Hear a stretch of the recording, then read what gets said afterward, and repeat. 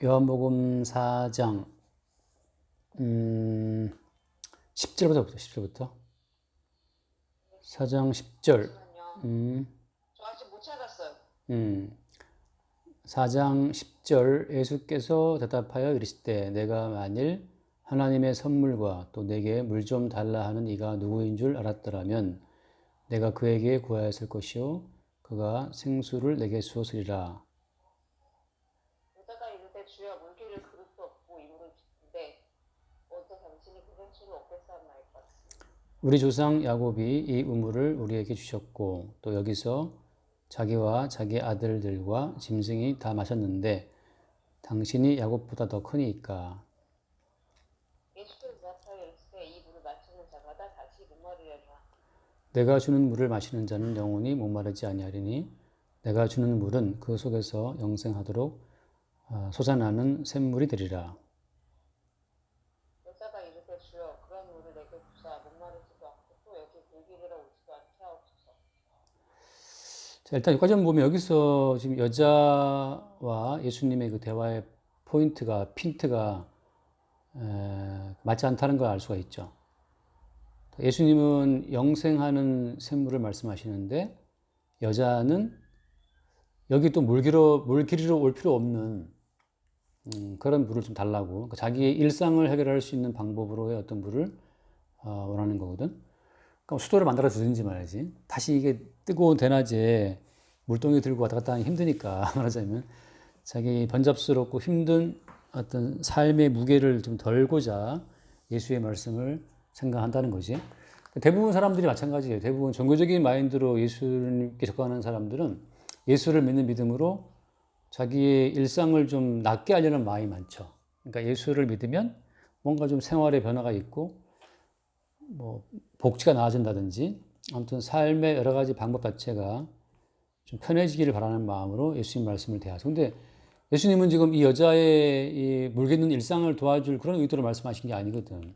예수님은 처음부터 영생하도록 솟아나는 샘물이 될 것이다. 이 속에서 그런 물을 준다고 말씀하시는 거고 여자 입장에서는 그냥 그런 물이 있으면 좋겠다. 여기 물 안 길러도 되니까 하고 생각한다고. 그래서 예수님 어때? 그 다음에 또 다른 어떤 그 방향으로 말씀을 틀어요. 그 다음 말씀 보면 16절에 16절.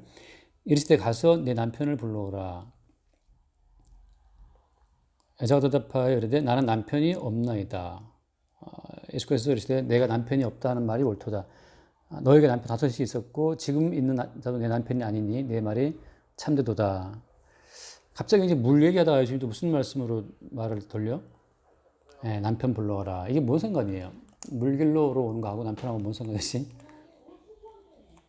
이것은 이제 이 여자가 예수님이 말씀하시는 그 포인트를 못 따라오기 때문에 예수님이 그 여자가 가지고 있는 그 인식의 어떤 지평, 인식의 한계를 넓히는 과정으로 지금 대화의 방향을 바꾸시는 거예요. 그러니까 자꾸 사람들이 예수를 바라볼 때 예수 믿으면 나한테 뭐 도움 되겠나? 예수를 믿어서 어떤 일상의 변화를 기대하거든. 예수 믿고 취업하고, 예수 믿고 병 고치고, 예수 믿고 뭐 돈 많이 벌고 이런 걸 이제 말하자면 생각한다고 처음에 사람들이. 예수님께서는 이제 그 바꿔서 남편 문제를 이야기해요. 남편은 어떤가요? 남편이라고 하는 것은 말하자면 일상을 넘어서 이거는 어떤 행복의 문제예요. 행복의 문제. 자기 인생의 동반자잖아요, 그지? 남자라고 하는 것은. 그러니까 내 인생에 의미를 주는 사람이기도 하고, 일상에서 얻는 고단함 자체를 좀 쉴 수 있는 사람이기도 하고, 여러 가지가 의미가 있어요. 그러니까 결국은 사실은 그런 남편이나 자식이나 뭐 그런 관계 때문에 우리가 일상을 살아가는 거잖아. 돈도 벌고 회사 가고 자체가. 돈 벌어서 사랑하는 사람과 더불어 이제 맛있는 거 먹고, 좋은 집 살고, 그런 기쁨으로 살아가는 건단 말이지. 결국은 이제 예수님께서는 이 여자가 일상의 문제를 두고 예수님 말씀을 들으니까 한 단계 더 높여가지고서 남편 데리고 와라. 아무리 일상이 좋아진다 하더라도 그 네가 추구하는 그 행복이 있던가 말이지. 그러니까 남편 5명을 갈아치웠지만 아직 남편이 여섯 명째 살고 있지만 네가 행복하냐 말이지. 행복하냐. 그러니까 여자가 추구하는 어떤 행복이라고 하는 것의 환상을 주님이 들춰내시는 거죠. 과연 네가 행복하냐 말하자면. 그래서 여자 반응은 뭐예요? 그 다음 말씀 보면 19절에 여자가 이르되 주여 내가 보니 선지자로소이다. 선지자. 이제 비로소 어떤 그 약간 영적인 어떤 종교적인 어떤 그런 단계로 지금 여자가 지금 이제 끌려온 거예요. 처음에는 단순히 그냥 왜 유대 남자가 말 걸어 귀찮은데 유대인 주제에 왜 말 거냐. 예, 다른 때는 나를 무시하다가 지금 왜 나한테 말 걸고 물 달라 그러느냐라고 이제 처음에 시큰둥했는데 그 다음에 이제 예수님이 물 말씀하시니까 그런 물 좀 달라. 물 들어올 필요 없이 날 더운데 그 반응했다가 갑자기 또 이제 남편 얘기하니까 나를 좀 잘 알고 있네. 선지자구만 하고 이제 또 이제 때려 맞추는 거죠. 선지자라고 하면서 여자가 물어본 질문이 뭐예요? 20절에 보면 자, 우리 조상들은 이 산에서 예배하였는데 당신들의 말은 예배할 곳이 예루살렘에 있다더이다. 말하자면 이제 어떤 종교적인 갈등 속에 나온 이야기예요. 사마리아 예컨대 뭐 세겜이라든지 그런 곳에 예전에 이제 그 제단이 있었고 거기서 사람들은 이제 계속 분양하면서 나름 하나님을 섬겼단 말이지. 그래서 그런 것들을 말하면서 그 야곱도 이야기하고 뒤에 나오지만 그래서 여기서 이 산에서 예배를 해야 되는 것이냐 아니면 유대인들이 말하는 그 예루살렘에서 해야 되느냐 그 말을 물어봐요. 사실은 이것은 엄밀히 말하면 이제 나쁘게 보면 어떤 종교적인 다툼을 하려고 하는 마음일 수도 있어요. 그러니까 무엇이 옳으냐라고 따진단 말이지. 그러니까 이게 내가 생각할 때 나쁜 점이 뭐냐면 항상 그 논쟁으로 문제를 끌고 가는 게 참 별로 안 좋거든. 근데 성경 자체는 어때요? 성경 자체는 논쟁 대상이 아니에요. 성경은 그냥 선포기 때문에 이게 뭐가 맞느냐, 옳으냐, 뭐 그런 걸 성경은 일일이 변증하지 않아. 그러니까 뭐 창조가 맞느냐, 진화가 맞느냐, 그런 논쟁은 성경은 벌이지 않아요. 주님께서는 그냥 선포하시는 거지. 내가 곧 길이요, 진리요, 생명이다. 그렇게 던져 놓으시면 사람들은 왜 네가 길이야? 라고 물어볼 거 아니야? 예수님 거기에 답하지 않아요. 그리고 하시는 말씀이 나는 위에서 왔다, 하늘에서 왔다 이런 식으로 말씀하신단 말이지. 그래서 이 사람들하고 논쟁 자체를 벌이는 게 의미가 없어요. 예수님 자체도 그러니까 만세전에 택함을 받은 백성들을 부르러 오신 거지 아닌 자들은 갈라지게 하고 어차피 주님의 안목 가운데서 아닌 건 아닌 거고 긴 거고 이건 이렇게 분류하러 오신 분이기 때문에 그 분류가 심판이잖아. 그러니까 예수님은 분류하러 오신 분이기 때문에 논쟁으로 분류가 일어나지 않아. 사실 분류라고 하는 것은 논쟁이 필요 없어. 그냥 딱 가르는 거니까. 그냥 그게 심판이에요, 심판. 그래서 지금 이 여자 입장에서는 이 산에서 예배를 해야 되느냐, 사마리아 땅에 있는 세겜 땅에 있는 여기 예배해야 되느냐, 아니면 유대인들 말처럼 예루살렘 가야 되느냐. 왜냐하면 예루살렘에 가고 싶어도 사실 유대인들은 사마리아 사람을 경멸하기 때문에 그게 쉬운 일이 아니고 그 땅에서 예배한다 하더라도 유대인들이 또 인정하지 않고 그러니까 다시 말하면 끝없이 내가 기준에 대해서 벌이는 모든 일에 대해서는 항상 논쟁의 여지가 있어요. 근데 주님이 하신 말씀도 놀랍지, 그지? 뭐라고 답하냐면 그 다음 21절 말씀에 한번 읽어보세요. 21절. 예수께서 이르시되 여자야 내 말을 믿으라. 이 산에서도 말고 예루살렘에서도 말고 너희가 아버지께 예배할 때가 이랬다. 예수님 입장에서는 이 산, 저 산, 예루살렘 싹 다 부인하는 거예요. 그러니까 우리가 알고 있는 우리의 모든 기준을 주님이 싹 다 부정한다고 하는 거. 그러니까 심지어 어때? 내가 알고 있는 내 지식도 주님이 다 부정한다는 이 점이 우리를 자유케 하는 거라고. 그러니까 영원한 지식, 영원한 지혜는 주님밖에 없거든. 우리가 어떤 주의 지식을 소유하는 순간 바로 부패해져요. 우리가 이제 들어오게 되면 내가 하는 말처럼 신선한 산소라도 내가 호흡하는 순간 내 속에 CO2를 만들어내거든. 그러니까 우리 속에 들어오는 건 다 부패한다고 보면 돼. 그러니까 예수 그리스도의 말씀 내게 들어오면 부패해져요. 그러니까 우리는 내 것이라고 말할 수 있는 것이 아무것도 없어. 그러니까 내가 기준에 대해서 이것이 옳은 것 같아 라고 말하는 순간 이미 그것은 변질된 거예요. 그러니까 우리가 근데 산소를 만들어내서 상대방을 줄 수 없잖아. 그러니까 항상 우리 입장에서는 뭐 그 어떤 타락하고 죄악된 것밖에 나오는 것이 없죠. 그런 점에서 주님께서는 모든 걸 부정한다는 거. 그러니까 내가 볼 때 이것이 옳다라고 말하는 모든 것은 다 사실은 부정될 것들밖에 없어요. 지금 뭐가 벌레가 들어와가지고 애들이 집에 애들이 있으면 또 막 소리 지르고 그래. 그렇게 커요? 별로 안 큰데 왜? 막 전화해 빨리 집에 오라고. 집에 가보면 그냥 천장에 하나 붙어 있는 벌레 때문에. 저는 요새 좀 좋겠어요. 아니 이건 그게 아니라. 만물의 영장 나가신다? 네 그렇죠. 그래서 이 이산저산 다 부정한다고 하는 것은 우리 인간이 말하는 모든 말을 주님이 부정해. 그러니까 사실 우리는 주님의 통로로 주의 영이 우리를 통해서 뭔가를 말씀할 때 외에는 다 그냥 부패한 말들이에요. 우리의 모든 말은 마침내 생명을 줄 수 없는 말이기 때문에. 하나님의 입으로 나오는 말씀 한다 하잖아요. 그러니까 하나님의 입으로 나오는 말씀만이 생명을 주지 인간이 하는 모든 말은 생명이 이룰 수가 없거든. 그래서 예를 들어서 이제 바울이 복음을 증거했다. 누가 복음을 듣고 믿었다. 그건 바울이 한 말이 아니에요. 그리스도 예수께서 바울을 통해서 말씀하신 거지. 그런 점에서 세례 요한이 뭐라고 자기 소개? 자기는 광야의 친자의 소리다. 소리라는 말을 하거든. 다만 주의 영이 자기를 통해서 주의 말씀을 전달할 뿐이지. 스피커처럼 마이크처럼 우리가 쓰인 것 뿐이지. 우리 입장에서 뭔가를 맞다고 주장할 수 없어요. 그러니까 마찬가지지 지금. 예루살렘에서 예배해야 한다라고 하는 것은 당시의 학자들이 정말 신학적으로 촘촘하게 만들어 놓은 이론에 따라서 예루살렘이 약속의 땅의 핵심이고 거기서 예배해야 된다는 자체는 뭐 명확관화하지. 근데 주님 그걸 다 부정해요. 그리고 뭐라고 말씀하시죠? 너희가 아버지께 예배할 때가 이른다. 라고 말씀하시면서 어떤 때를 말씀하시거든. 그래서 이제 그 핵심이 그건데, 그 다음 말 20절 말씀 보면 너희는 알지 못하는 것을 예배하고 우리는 아는 것을 예배하노니 이는 구원이 유대인에게서 난다. 그러니까 너희와 우리를 주님이 분류하시면서 너희는 도대체 니들이 예배하는 것은 도대체 뭐 하는 것이냐 라고 그들이 예배하는 그 모든 예배를 다 주님이 부정해요. 그러면서 이제 우리를 말하는데 우리라는 것 자체는 이제 흔히 말하는 사마리아인들이 봤을 때 유대인을 말하는 우리가 아니고 이건 예수 그리스도를 포함한 이야기예요. 예수님과 예수께 속한 사람들, 그들은 무엇을 예배하는지를 안다는 거지. 다시 말하면 예수님만이 뭘 예배해야 되는지를 아신다고 하는 거죠. 그러니까 이것은 그 뒤에 말씀 보면 나오지만 예수님만이 우리로 하여금 참된 예배를 드릴 수 있게 하는 거예요. 다시 말해서 우리 쪽에서 어떻게 하면 예배를 바르게 드릴 수 있지? 어디서 해야 되지? 어떻게 해야 되지? 장소나 방법이나 뭐 시간이나 그 모든 걸 우리 쪽에서 추구한다고 해서 하나님이 원하시는 예배를 우리 인간 쪽에서는 할 수 없다는 거지. 오히려 하나님 쪽에서 하나님이 원하시는 예배를 하도록 우리를 쓰신다는 것, 사용하신다고 하는 거예요. 이것은 굉장히 내가 볼 때 획기적인 거예요.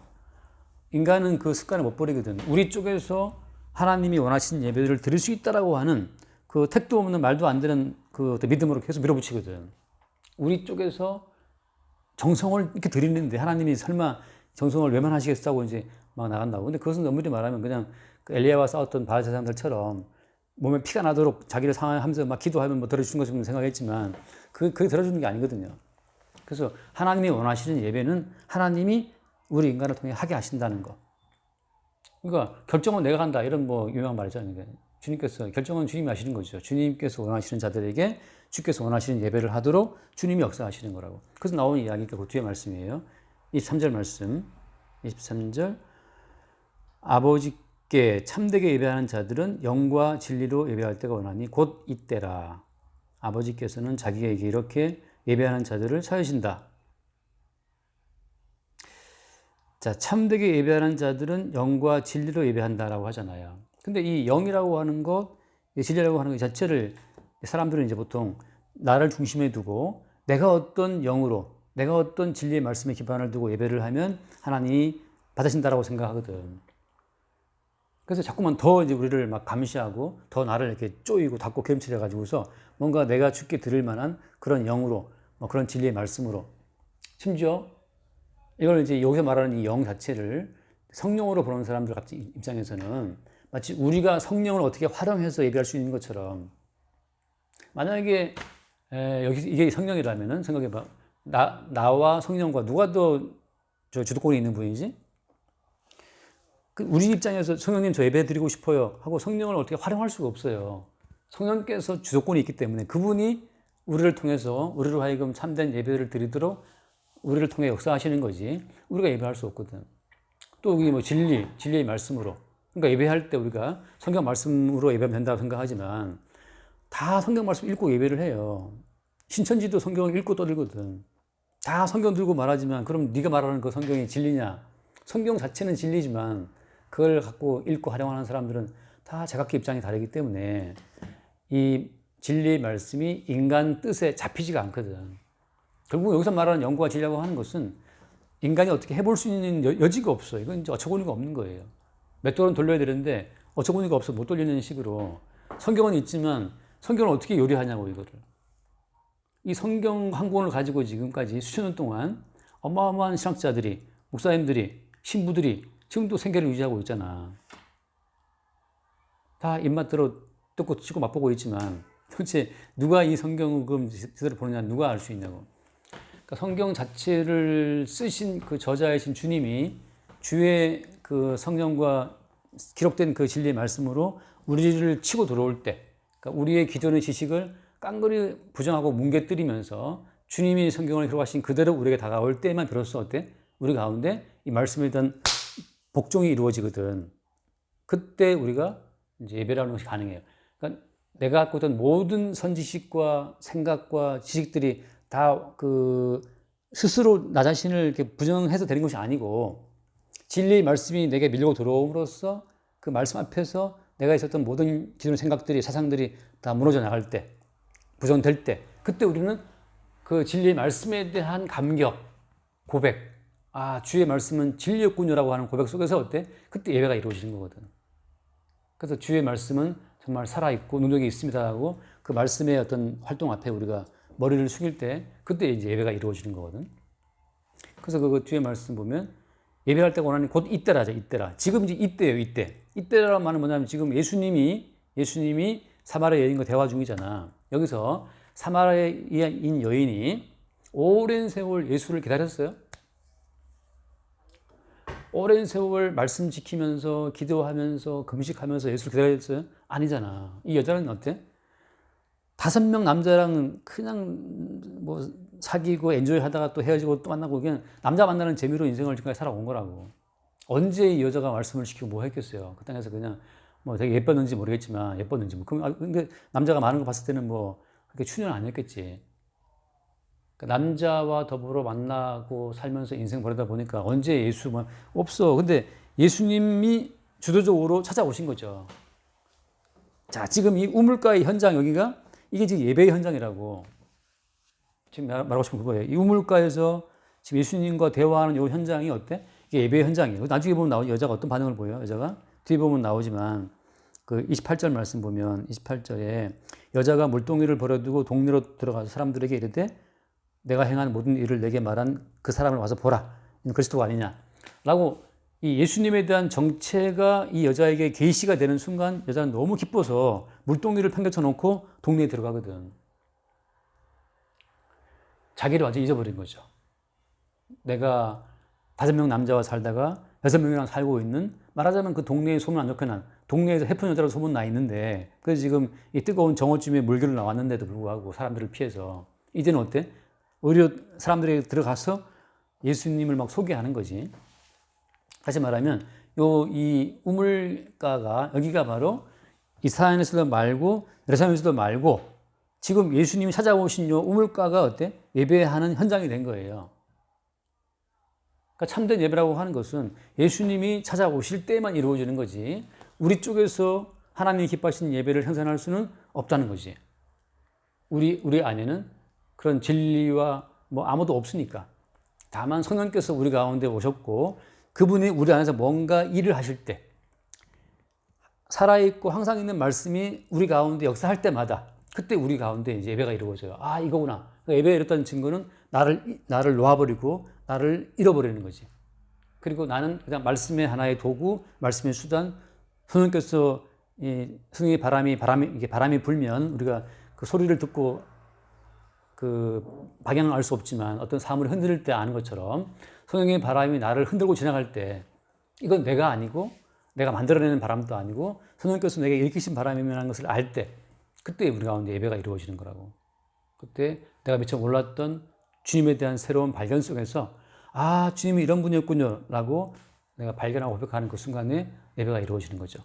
그래서 그 뒤에 말씀 보면 이때라, 예배할 때가 오나니 곧 이때라. 지금 예수께서 이 별로 이렇게 도덕적으로 윤리적으로 종교적으로 제대로 살지 못했던 여인에게 찾아오셔서 그 여인과 대화하면서 예수님 자체를 나타내고 계시하는 그 순간이 그게 예배의 순간이라고. 그래서 그 다음 말씀 보면 하나님은 어때요? 아버지께서는 이렇게 자기에게 예배하는 자들을 찾고 계신다. 그러니까 아버지가 찾고 있는 자들은 이렇게 예배하는 자를 찾고 있어. 어떻게? 예수님이 찾아옴으로 말미암아 찾아오신 예수님의 정체를 발견하고 깜짝 놀라면서 새로운 예수를 발견하고 그 예수님 앞에 내 존재를 잊어버리는 그 순간, 그리고 그 예수님에 대한 어떤 발견에 의해서 예수를 나타내고 증거하는 그 순간, 그렇게 이루어지는 예배 자체를 누가 찾고 있다고요? 아버지가 찾고 있는 거야. 그러니까 예배를 뭐 주일 오전 예배, 오후 예배 다 드린다 하더라도 그 예배를 통해서 예수님을 발견하지 못하면, 성경을 통해 말씀하시는 예수를 보지 못한다면, 성령께서 증거하시는 예수를 내가 새롭게 발견하지 못한다면 그건 예배가 이루어진 게 아니죠. 그러니까 내 정보적인 어떤 정성을 뭔가에 이렇게 표출했을 뿐이야. 예배는 이루어진 게 아니에요. 예배는 어디에 있든지 간에, 예루살렘에 있든지 비대면 예배로 줌으로 집에 앉아 있든지 간에 그 우물가 찾아오신 예수님처럼 찾아오시는 예수님에 의해서 예배가 이루어지는 거고, 찾아오신 예수를 새롭게 보는 건데, 그것이 없이는 예배는 아닌 거예요. 내가 마음을 모았다? 그 예배 아니지. 옛날에 아줌마들은 4시에 일어나서 찬물을 목욕제기 하고, 그리고 이렇게 막 빌었거든. 우상 숭배죠, 그냥. 그래서 그 뒤에 말씀 찾으신다. 그다음 24절. 하나님은 영이시니 예배하는 자가 영과 진리로 예배할지니라. 하나님이 영이시기 때문에 예배하는 자가 영과 진리로 예배한다고 하는 것은, 이것은 어때요? 육에 속한 인간으로서는 이런 예배를 할 수가 없어요. 이게 지금 하나님 영이시니 이 말은, 이건 그냥 쭉 단절, 엄청난 어떤 그 간격을 주님이 버리시는 거야. 너희들로서는 도저히 영이신 하나님 내게 나올 수 없다는 사실. 그냥 엄청난 간격이에요. 마치 부자와 거지 나사로가 지옥 갔을 때 그 엄청난 구덩이가 끼어 있어갖고 먹을 수 없는 것처럼, 하나님은 영이신이라고 말할 때 너희들은 절대 내가 원하는 예배를 할 수 없다는 사실을 주님 선언하시는 거죠. 하나님 영이시기 때문에 절대 이 육적인 인간들은 예배할 수 없어요. 그래서 영이시기 때문에 예배하는 자들은 영과 진리로 하라. 이 말씀 자체는 영의 주인공이시고 진리의 주인공이신 예수님에 의해서만 예배가 가능하다는 사실을 보여주는 거죠. 그러니까 예배는 사실 impossible, 불가능한 작업이에요. 주님이 이 수가성 이 사마리아 우물가에 주님이 찾아오셔서 이 여자를 터치해 줘서 드디어 여자가 예수를 보고 예배가 이루어지는 것처럼, 찾아오시는 주님에 의하지 않고서는 예배는 불가능하다. 그러니까 우리는 이제 보통 예배를 되게 쉽게 생각하거든. 예배할 수 있다고 생각하지만 절대 예배는 못해요. 한다고 한 시간 때울 수는 있지만, 예수님이 어떤 말씀 나누는 그 시간에 새롭게 드러나지 않는다면 그 예배는 예배가 아닌 거지. 그래서 그 뒤에 말씀, 예배할지니라 했더니 25절 여자가 무슨 말을 해요? 여자가 이르되 메시아 곧 그리스도라 하는 이가 오실 줄을 아나니 그가 오시면 모든 것을 우리에게 알려주시겠다. 당신이 말하는 이 모든 이 황당한 말은 그리스도가 오셔야만 된다라고 지금 여자가 드디어 이제 모든 것의 그 열쇠이신 그리스도까지 온 거야, 지금 대화의 흐름을 따라서. 당신이 말하는 그 모든 말은 우리로서는 불가능하고 메시아 곧 그리스도가 와야만 된다라고 하는 것을 여자가 말했어요. 그때 주님 하신 결정타가 뭐야? 26절에 예수께서 이르시되 내게 말하는 내가 그다라고 하시거든. 여기서 이제 이 여자한테 진리의 빛이, 계시의 빛이 팡 터진 거예요. 그러고 나서 여자가 물통에 버려두고 동에 들어가서 사람들에게 막 예수를 소개하는 거라고. 그러니까 이런 말씀을 보고 우리 보고 나가서 전도하라 그런 말 자체는 아무 힘이 없어요. 실제적으로 예수께서 다가오셔서 우리 가운데 자기를 내가 바로 그다라고 계시하는 그 순간에 비로소 우리는 어때? 그 계시된 주의 빛에 의해서 우리의 실상이 드러나면서 우리로 불가능하고 메시아로 그리스도로 오신 주님에 의해서 모든 것이 드러난다는 사실을 그때 우리가 이제 고백하게 되지. 고백하는 그 순간에 사실 어때? 여자는 지금 뭘 다 들킨 거예요? 여자는 물깃는 일상의 번거로움, 그 번거로워하는 하루를 살아가는, 출근해야 되고 학교 가야 되고 하는 그 모든 그 일상의 번거로움을 품고 있는 그 중심을 먼저 들켰고, 그 다음에 그렇게라도 일상을 유지해서 좀 행복을 추구해서 이 남자 저 남자 많이 사귀어봤는데 계속 아닌 거지.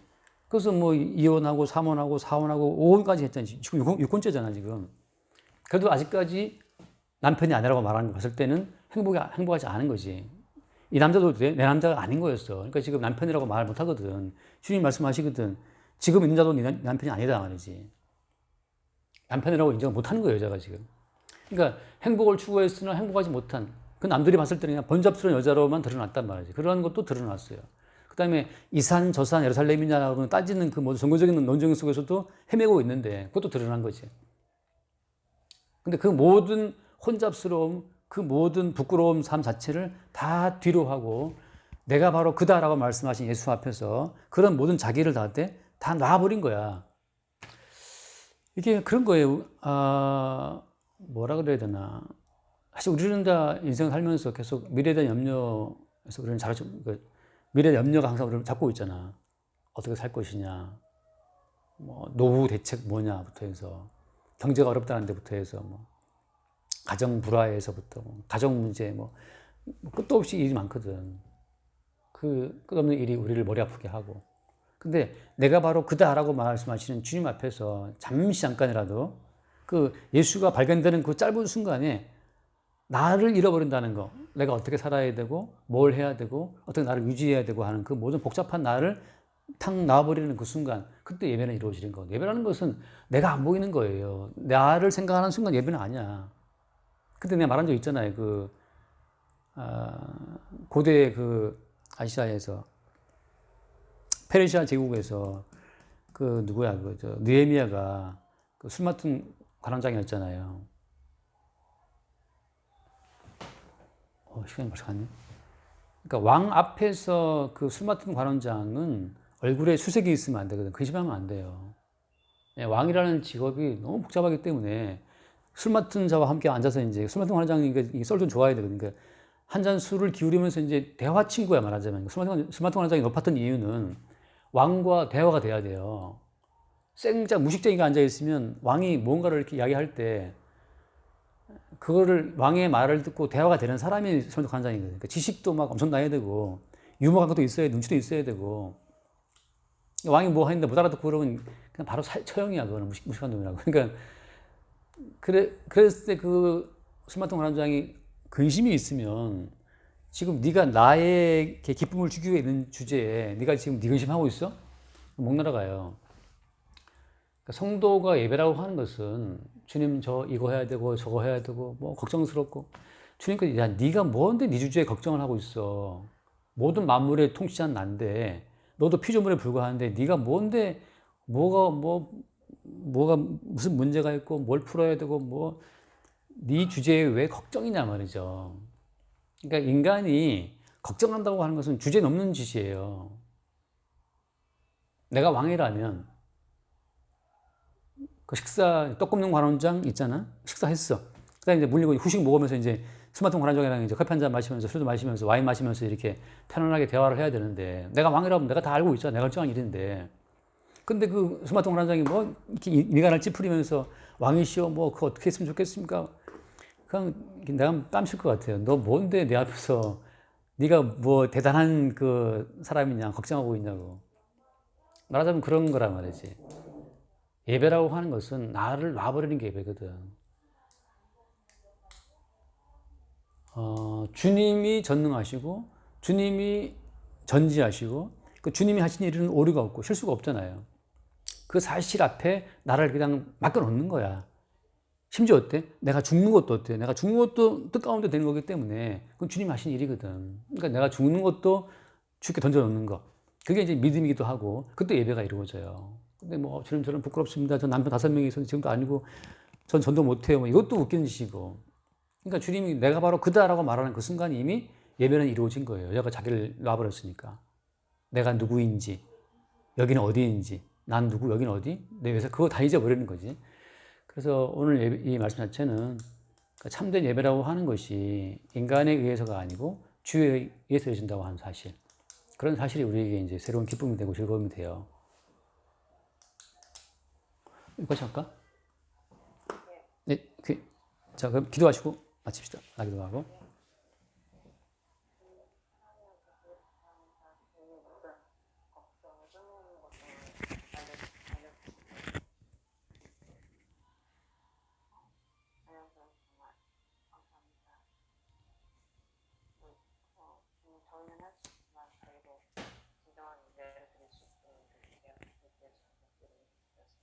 아멘. 주님 감사합니다.